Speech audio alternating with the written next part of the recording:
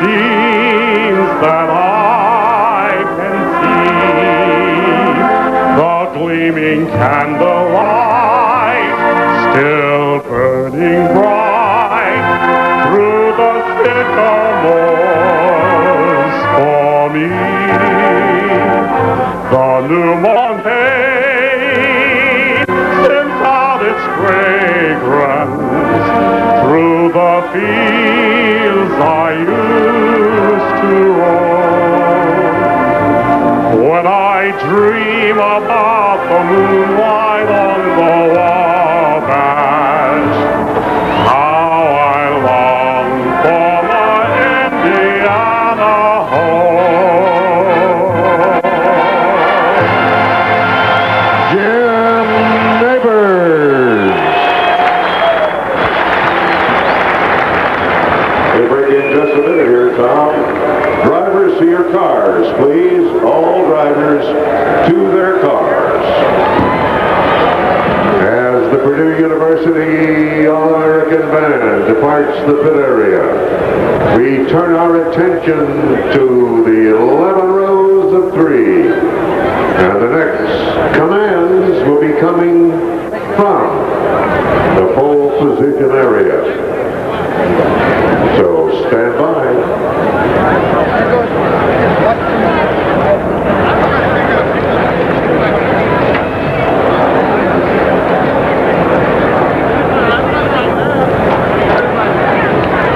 Dyke sits in his mid-pack position, fastest car, fastest driver in the field. Tony Stewart, Davy Jones, Eliseo Salazar in that front row. We are just a few moments away now from hearing those things. John Paul Jr. as they strap him to his cockpit, and that job kind of a final goodbye, Danny. Well, it is. That's usually your crew chief that's doing that. He's the last guy to talk to you, see him wishing him congratulations, good luck, and all that. He wants him to finish. Mrs. Mary Fendrick Allman. Okay. Ready, David? Okay, now. Then start the race. Ladies and gentlemen, start your engines.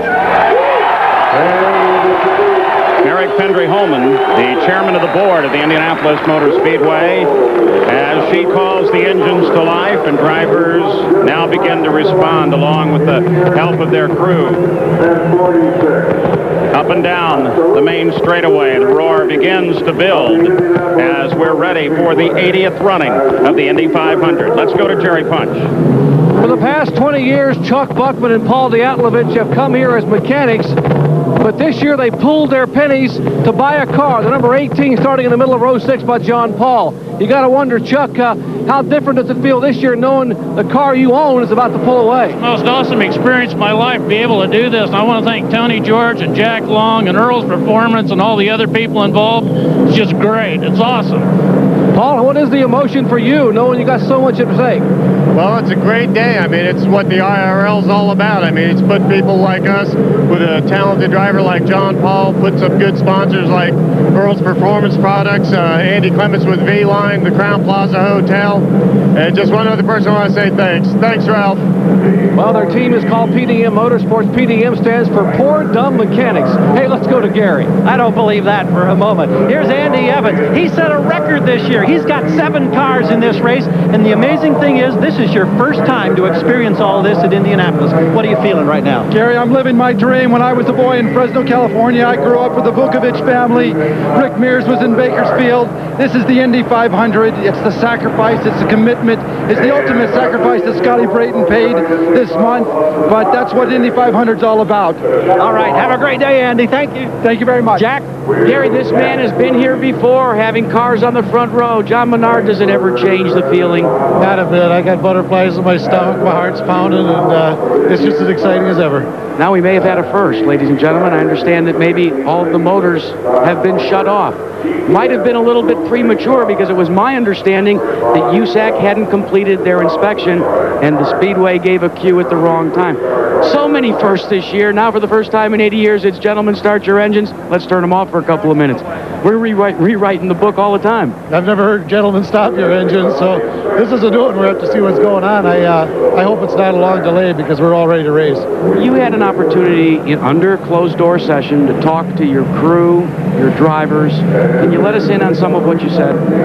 I told them we're going to have to rock and roll and do this one for Scott. Paul, that's about all that can be said right now. They've restarted the motors, though, so we're going racing. Well, that is a first. They started, then they stopped, then they started again. But, Danny, does that create any concerns for the crews? Oh, I don't think so. I mean, if they'd had any problems, but they quickly got them going back. They weren't shut off for long enough. It was probably more of a concern of what happened and are we going to have a 1-minute delay or 10 or 15 minute. But obviously everybody's now back. I see all the crews down there. They got their hands up. Everybody's ready to go. So started and restarted at the Speedway. Stepan Gregoire closest to you as the crews still stand ready and waiting. See the hand in the air. That tells everybody at the front of the field that their car is set, fired, driver strapped in and ready to go. Well, I'm looking down there at Ari Lyondike's car. They look like they're doing a little last-minute adjustment to the seatbelt. I can't really tell. The crew chief is down into the car. It looks like they're just trying to get him all strapped up and make sure all the radio mics, everything's put in the right place. At the front of the field, the cars begin to roll out. There is your front row. And let's take a look at how this field breaks down in terms of engines, the chassis, and the tires with those powerful Menard V6s there. One Buick, a Ford Cosworth, 24 of them, and a single Ilmor, 21 Lolas and 12 Renards.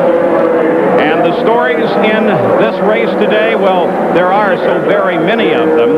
Now we're going to keep track of some of them for you today. As the field rolls out, the question is attrition. How will the cars fare? Ari Lyondike, fastest qualifier, but he starts back in the middle of the field.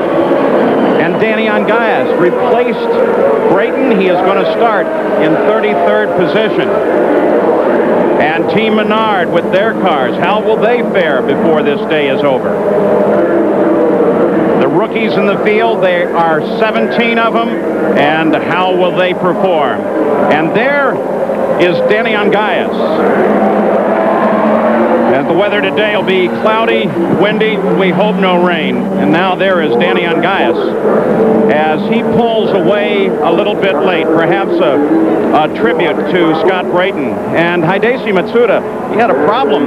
His car is not yet started, and they're going to get it off the edge of the track and down into the pit area is what the rule requires, and they will start it there, and then hopefully he will be able to rejoin the field. Let's go to Gary. We heard earlier the story of Johnny Unser and the great tradition of the Unsers at this place. There's another bit of legacy in terms of family that carried on today. Johnny Parsons Jr., his dad won this race 46 years ago. JP has been in it 11 times in the past. He's here for a 12th time now. But what a story to get here. He'd missed the race over the last 10 years. And then 2 weeks ago, a practice crash on the first day of qualifying really set the team back. But Blueprint Racing worked literally around the clock. And then with just a handful of laps, Parsons was able to qualify that car. He's starting deep in the field. He's looking to finish his first 500-miler since 1985 today when he was 5th. We wish JP well. Jack? Well, Gary, let's update you on Hidesi Matsuda as he went by. The engine just plain wouldn't fire. Now, you're looking at pit road. It's empty right now, but it'll get very busy. One rule, 100-mile-an-hour speed limit is in effect. At the drivers' meeting, another thing that was brought up is at the start. So many concerns. Well, USAC officials showed starts from the last 9 races. Consider this fact. We're talking about new drivers. Well, what about the fact that there's a lot of new crews here as well? In some cases, they've only made a total of 4 stops throughout the season. They're going to more than double that today. This is going to be a very, very busy place. Fuel consumption, you got to stay on top of that. Why? Because until the pack gets up behind the pace car, the pits are always closed. Now you can see that the field began moving down.